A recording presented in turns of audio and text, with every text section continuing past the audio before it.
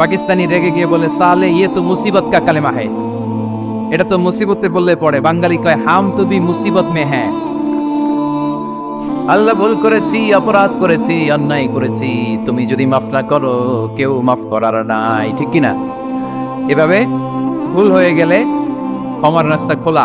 3 ভাবে আমাদের দোয়া কবুল করে। পদ্ধতি নাম্বার 1, চাওয়া মাত্রই দিয়ে দেয়, বলে হ্যাঁ দিব তো দিয়ে দেয়, আমরা খুশি।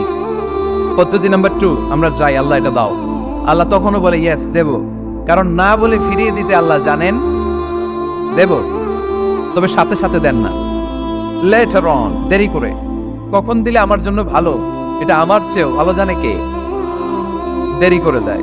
পদ্ধতি নাম্বার 3, আমি চাইলাম আল্লাহ এটা দাও, আল্লাহ বলে ইয়েস দেব, সাথে সাথে দেয় না, দেরি করেও দেয় না। এটা কিয়ামতের ময়দানের জন্য তিনি রেখে দেয়, যাতে ওই দিন বিপদের কালে এই দোয়ার বদৌলতে তিনি আমাদেরকে বাঁচিয়ে দিতে পারে। তাহলে যে এত এত দোয়া করি, লাভ আছে না নাই? হয় সাথে সাথেই কবুল, নয় কিছু সময় দেরি করে কবুল, তা না হলে আখেরাতের অ্যাকাউন্টে আমাদের জন্য ব্যালেন্সে রেখে দিয়েছে কে? এজন্য আজকের এই ফরিদপুরের মাহফিল তখনই সার্থক হবে যখন আমরা